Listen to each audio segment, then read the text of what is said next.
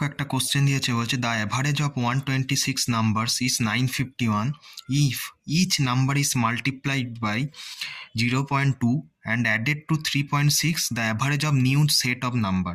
দেখো 126টা নাম্বারেরই অ্যাভারেজ বলছে 951, তার মানে এক নাম্বার সংখ্যাটা, দু নাম্বার সংখ্যা, প্রত্যেকটা সংখ্যাই ধরো আমি যদি 951ই ধরি, প্রত্যেকটা সংখ্যায় যদি আমি 951 ধরি, তাহলে অ্যাভারেজে তো সেই 951 আসবে।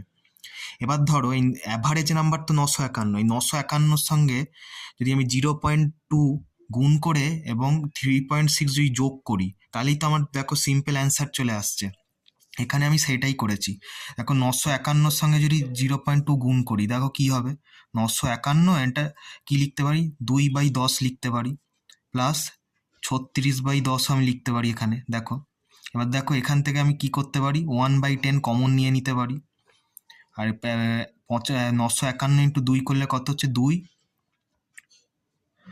1902 প্লাস এখানে হচ্ছে কত হচ্ছে 36, তাহলে কত হচ্ছে এখানে 36 আর 2 কত হচ্ছে 1938 বাই হচ্ছে 10, তার মানে 193.8, এটাই এর কারেক্ট অ্যান্সার হবে, মানে অপশানে এটাই এর কারেক্ট অ্যান্সার।